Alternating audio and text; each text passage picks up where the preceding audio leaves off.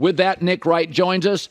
I acknowledge it's a weird herd hierarchy. You're out of your mind. Well, I don't You're think. out of your mind. Okay, go ahead. Out of my mind. Go ahead. All right, listen. I'm not arguing with you about the Chiefs. The Chiefs deserve to be. They're lucky to be in the top 10 after that performance offensively. So I'm not here to argue with you about the Chiefs. We'll see if they can fix it come the postseason. But your Eagles and Bills faith is baffling. Colin, I understand it was a holiday weekend. But did you miss the game Buffalo played this weekend? They needed a field goal at the gun to avoid losing to Easton Stick, and Gift Smith. They were 14-point favorites, trailing with a minute left. That team you think is peaking right now? That team is peaking. That Buffalo Bills team, they just played terribly on Saturday against a team that had just fired its coach and whose quarterback, who's the one redeeming quality about the team, everyone says, wasn't playing. Why did the Bills earn more of your trust? Then we can do the Eagles. Okay, the reason is because despite that, off a huge win, they won. And it's a situational league. And you see these Raiders did it yesterday. Backup quarterback, can't complete a pass, interim coach. Week to week, you don't know what's coming out of that locker room. The Raiders look like a Super Bowl team. The Chargers played their butt off.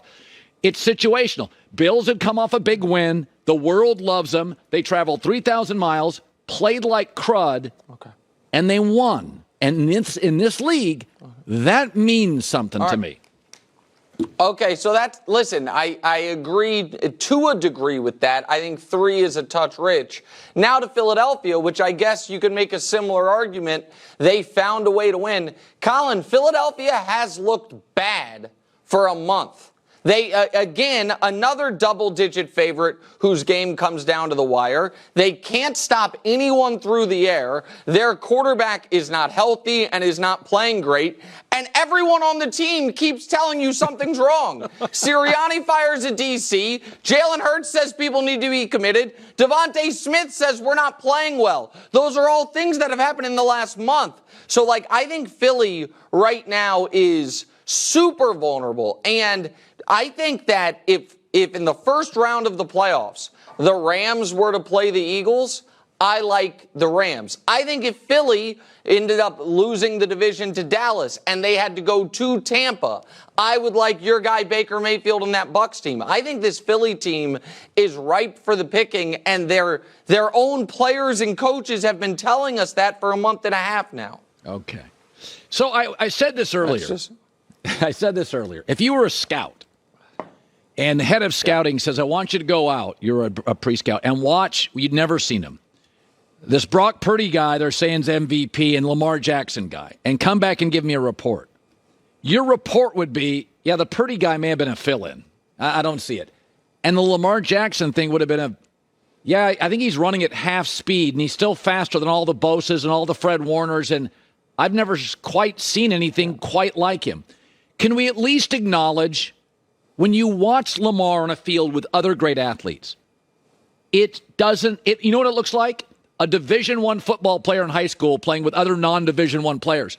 And Brock Purdy looks like a guy. Yeah. Right? That's what you saw, right? Yeah. I don't think you'd have to be a pre-scout for a scout. I think you actually wouldn't even have to know the rules of football. I think it could be your first time ever experiencing the sport. And we're like, hey, the guys, I don't even need to tell you the position, but the guy who gets the ball on every play, give me your read on each of them.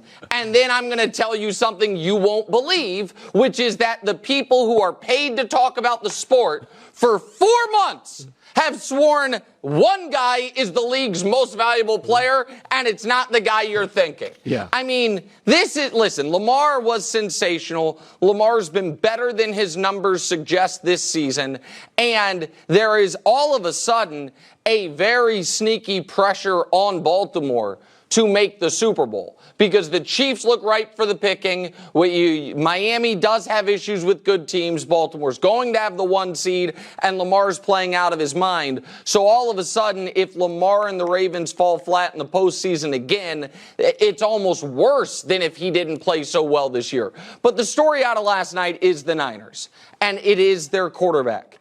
And it is baffling to me that otherwise smart people saw Brock Purdy, and instead of seeing what I see, which is the weak link on the team, they saw the league's most valuable player.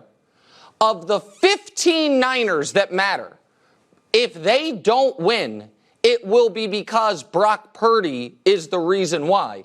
Everyone else in the MVP discussion, including his own teammate, when we talk about them, we're like, he is the reason that team is great. Or one of the bus drivers, to use the Barkley term.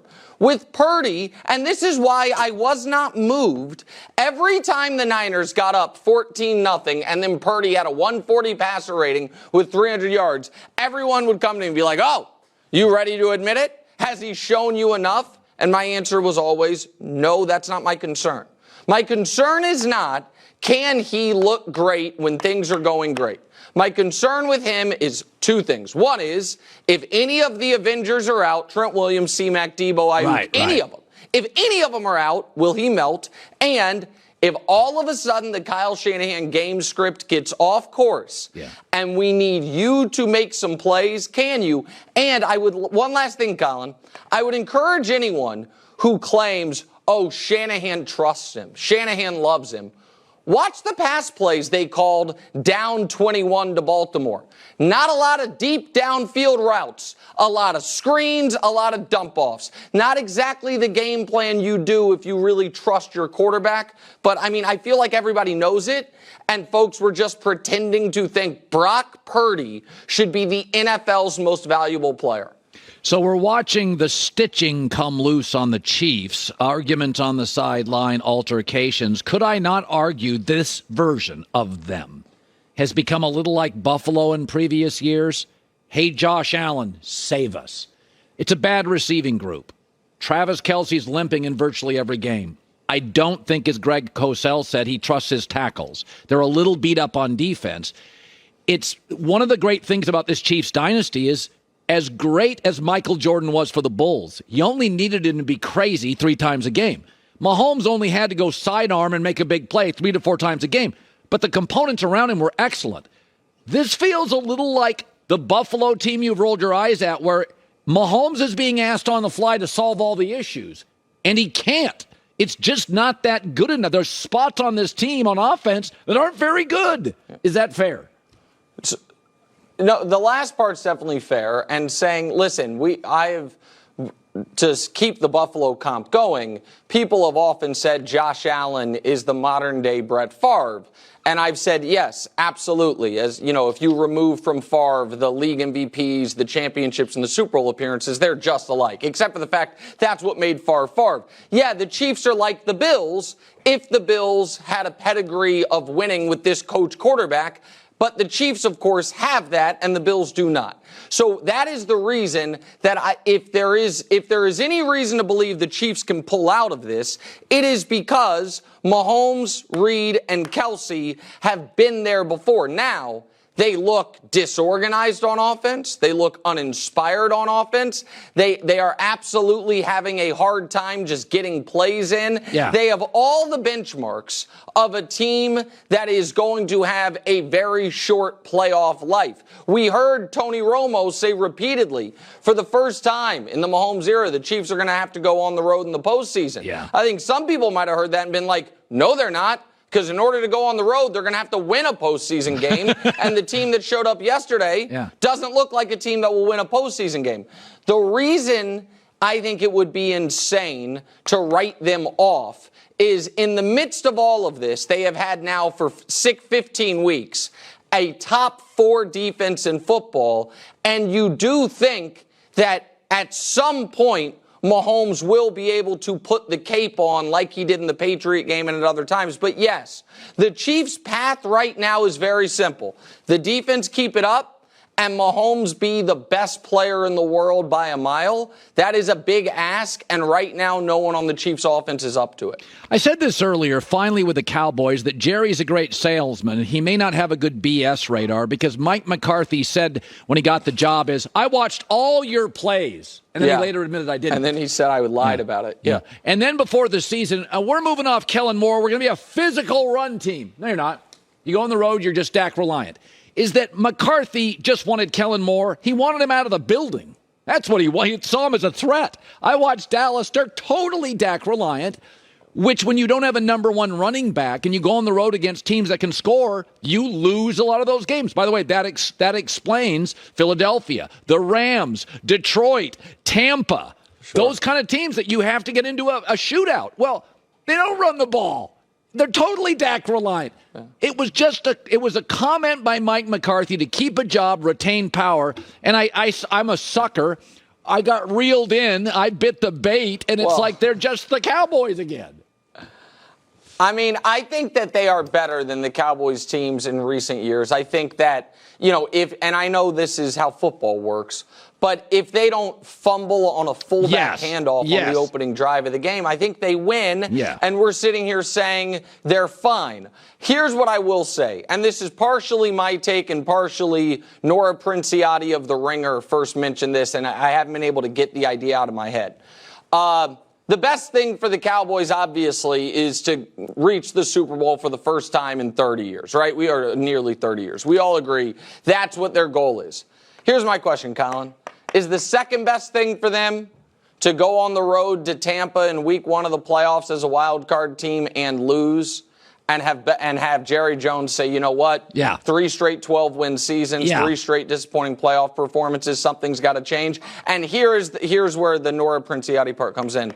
If Mike McCarthy were to get fired, do the Dallas Cowboys become the number one landing spot for Bill Belichick? Is that a marriage that you could see actually happening? Bill going for the Shula's record, Jerry recognizing this is a short-term thing like it was with Jimmy, Bill knowing he has the quarterback, all of those things, and Jerry wanting to spend the money the way maybe the Chargers wouldn't, is that at least on the board of possibilities? Yeah. Is Bill Belichick, head coach of the Dallas Cowboys, one of them? Yes. Yeah, no, I think that's – because I don't think he wants to go all West, and I still don't think the Chargers would go all in on Bill running everything. That's interesting to me, and I do buy it. Yeah, I think their Cowboys' goal, win the Super Bowl. Goal number 2, if you don't get goal number 1, have such an embarrassing playoff defeat that you fire McCarthy. These seem to be the worst thing for them is win round 1 and lose to the Niners in round 2 by a field goal and just run it all back again. That's the worst case scenario for them. By the way, Nick Wright, who's on TV more than Susan Lucci in the 90s, he's got more commercials. And you look great, by the way. I knew you were going to say this. Honestly, I knew you were going to say You're this. You're like Ryan Seacrest. I can't get you out of my life. This guy, for 4 years, I had to watch Colin Cowherd walk into a dry cleaner and be like, here's the thing about quarterbacks. They get the ball at 9. And I was just happy for you. I watched that thing in my sleep. I'm just happy for you. I get my first ever commercial for 2 weeks. And it was good timing with the Christmas games and stuff. Just be happy for me. That's all. All right. Kind of. A little resentful, but little, tiny, small.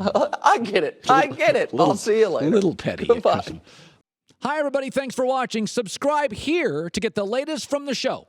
Also, be sure to check out more of the best clips from The Herd or go watch a few segments from other shows on FS1.